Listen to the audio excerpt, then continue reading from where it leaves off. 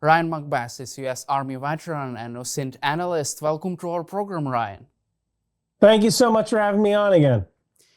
U.S. President Donald Trump is ordering to halt shipment of military aid to Ukraine. Does this mean that the United States is siding with Russia against Ukraine in this war? I wouldn't necessarily say that the United States is siding with Russia. I am not entirely sure what the president's strategy is here, unless it is just to end the war on any way possible, whether it's on terms that are favorable to Ukraine or not, or perhaps just on terms that would allow the United States to redevelop a relationship with Russia and trade with Russia again. So that kind of might be the method behind the madness there. I'm not saying it's right, but it might be what the president is thinking. How harmful would be this decision for the U.S. defense industry? It would be pretty bad. One of the things that is reliable about the United States is that we make very good weapons, and we're willing to sell them to pretty much anybody. And the second we've proven ourselves as a poor supplier of weapons, then the world might go someplace else to get something that is perhaps 80% of the effectiveness of the United States weapon system for less cost. I could easily see the deal with India for our F-35s being scuttled under this, because India might be reluctant to purchase a weapon system that could be turned off by the United States on a whim. I could also see other countries looking to Europe for weapon systems. When you take a look at the HIMARS system, which was developed by the United States but used in Ukraine, this is a very effective weapon system. But who's to say a country can't go to Israel to get something that is fairly similar for less money? Especially if the United States proves to be a less than reliable partner when it comes to actually fulfilling the contracts for those weapons. What is your personal take on that, what has happened in the White House between President Trump, J.D. Vance, and President Zelensky? That was a very unique encounter. I never thought I would see the day when you would have a president intentionally bully somebody in front of the camera for what he called good television. Again, I am searching for a reason why the president would do that, and I'm coming up blank. It is my hope that there is some sort of strategic reason that he did that, but unfortunately, I cannot think of that reason. Do you feel that this conversation could be staged before this visit? You would think that. I'm not entirely sure why this conversation happened out in the open, unless this was supposed to be some effort at transparency. However, there are some things that you might want to say privately behind closed doors, and then you have the whole conference where everybody reads their scripted remarks. That is how I have seen pretty much every other White House meeting. I'm not sure why this one was different. Also, the President of France, Emmanuel Macron, and Prime Minister of the United Kingdom, Keir Starmer, are ready to deploy troops to Ukraine, up to 30,000 European soldiers, and to send fighter jets to Ukraine to enforce a ceasefire deal. However, they're trying to get the U.S. support for this mission, at least American jets in the air patrolling this demilitarized zone. What is your take on this idea, and do you believe, can you imagine a scenario in which Trump supports this mission, at least by providing air cover for European troops?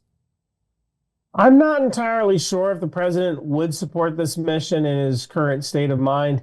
But this is a mission that both France and the United Kingdom can perform by themselves.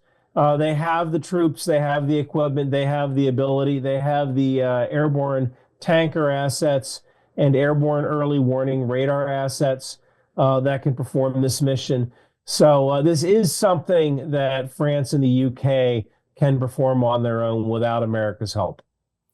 Also, during our previous interview, you said that Russia would collapse and Vladimir Putin is not ready to end this war.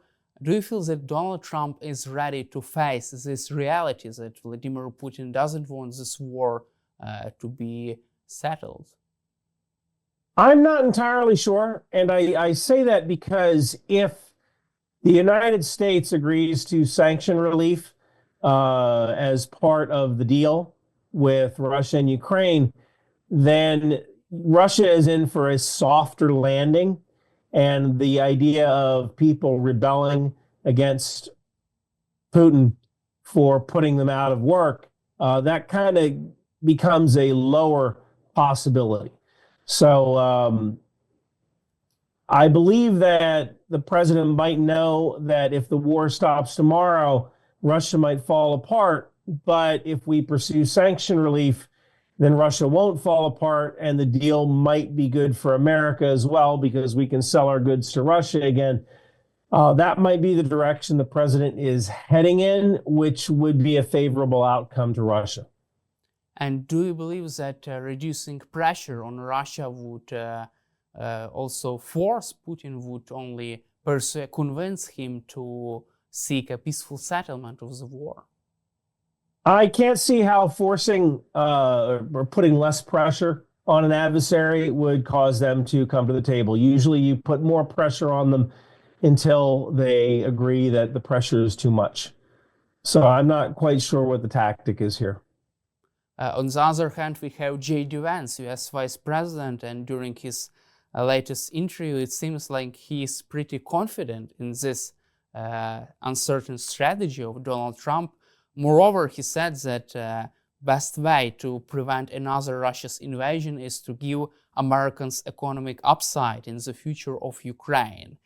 Also, he's saying that it's a better idea than deploying 20,000 troops from some random country that hasn't fought a war in 30 or 40 years. What is your reaction to this statement? Well, I believe J.D. Vance may have forgotten the fact that both France and the UK fought in Afghanistan. The UK also fought in Iraq. So I believe that J.D. Vance, he might not be familiar with that. He didn't attain a very high rank in the military, and I don't believe he went to the kind of schools where you were taught that sort of thing. Also, I would like to cover with you another interesting statements and Trump's national security advisor Mike Waltz and U.S. House Speaker Mike Johnson are calling probably for a regime change in Ukraine. They said that President Zelensky should resign or seek peace in negotiations with Donald Trump. Have you expected such a U-turn in U.S.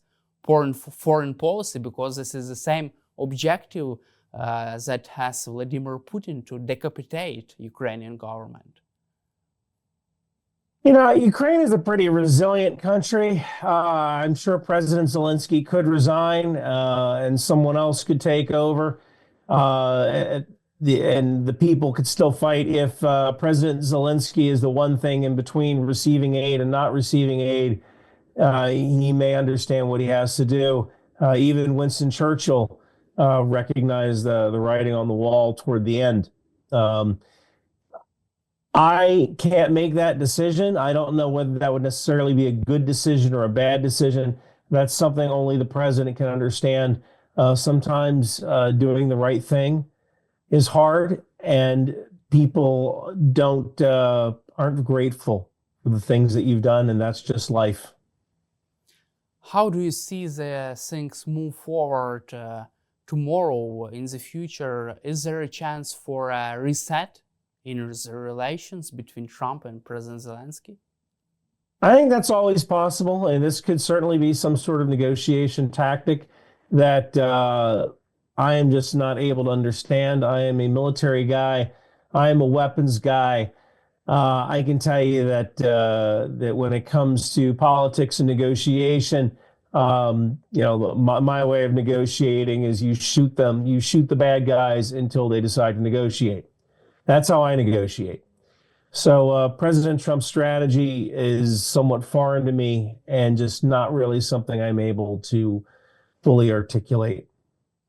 And also, it seems like J.D. Vance does not understand President Biden's strategy on Ukraine to support Ukraine as long as it takes, as you just mentioned, to shoot the bad guy until he surrenders and make some concessions to you.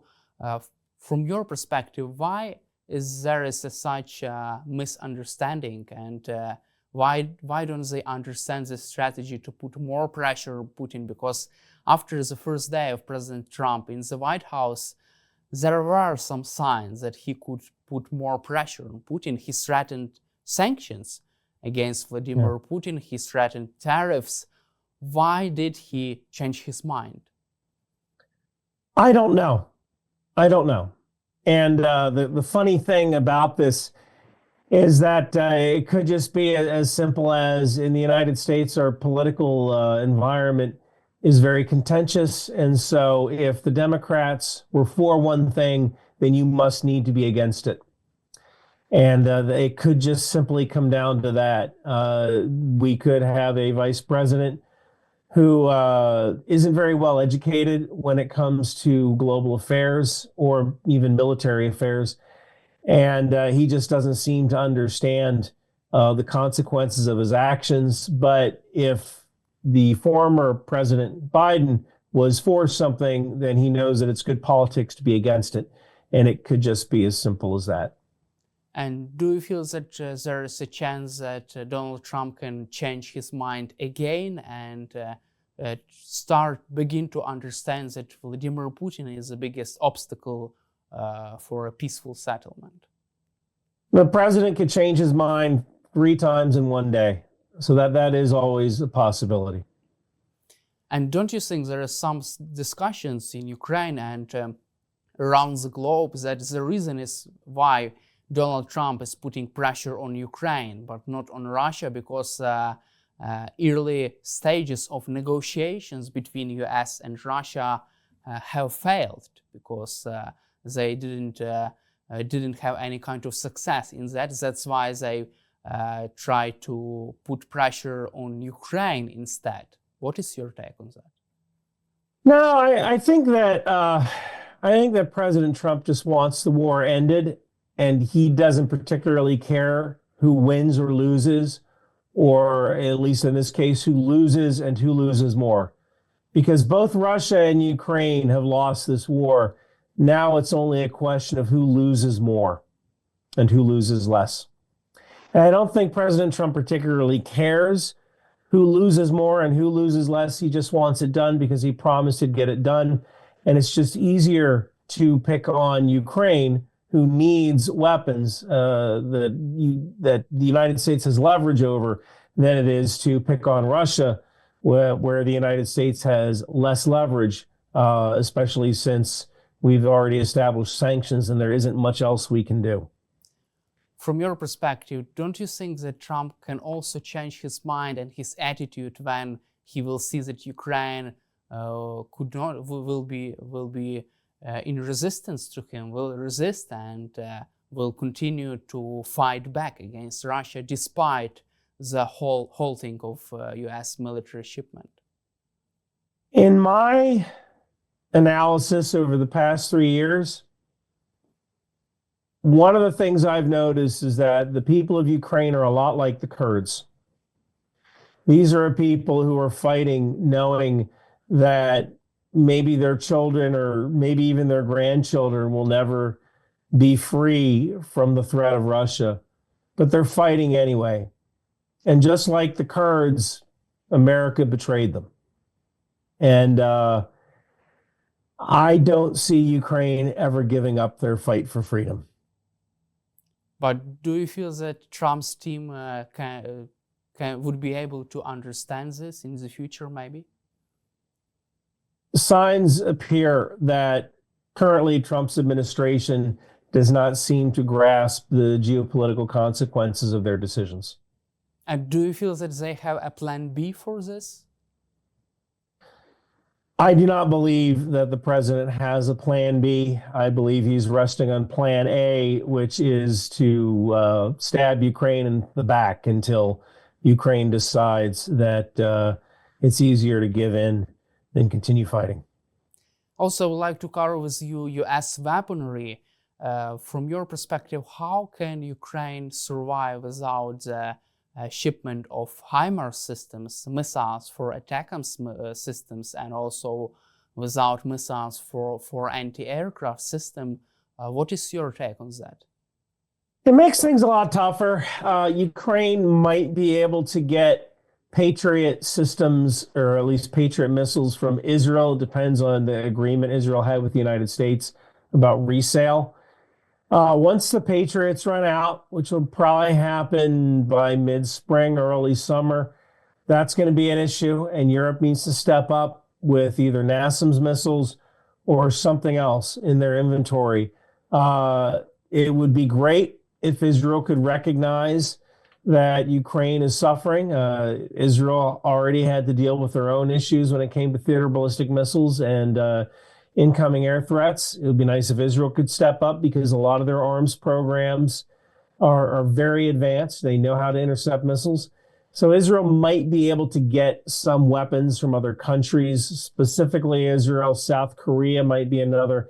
They won't be able to get HIMARS systems exactly, but Israel has a similar system that could probably be used, or Ukraine just needs to kind of invent their own system in the next 6 months. And considering that Ukraine has already developed some pretty darn advanced drone systems, that doesn't necessarily seem out of reach, although there are a finite number of research and development projects you can work on at one time. You just have a finite number of engineers and scientists.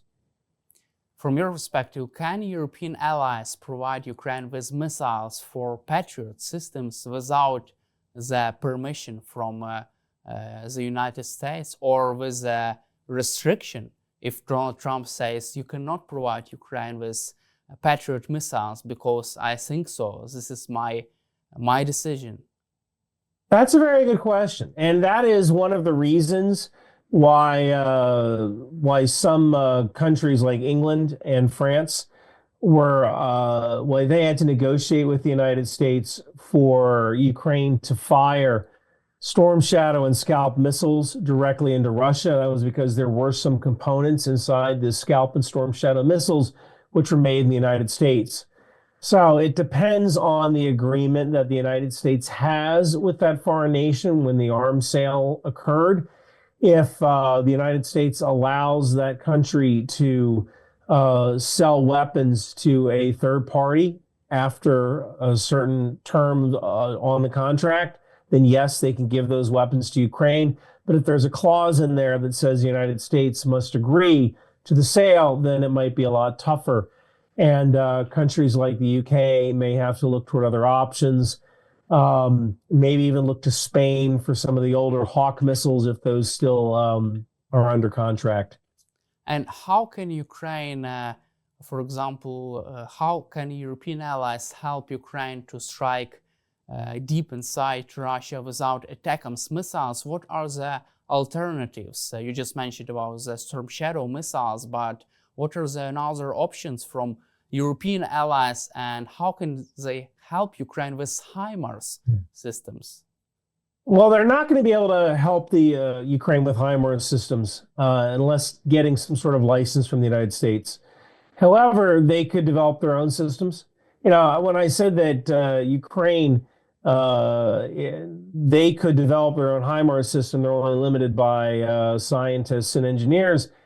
Nothing is to say that the UK or France can't undergo some sort of program where they develop a cheaper version that is similar to the HIMARS in their own country, which they manufacture and then either sell, give, or lease to Ukraine. That is a possibility, but they need to get to work on that right now, so that way Ukraine has these weapon systems.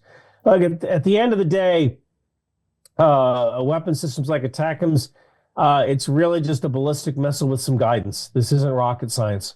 Well, it is rocket science, but it's not These are all problems that have been solved.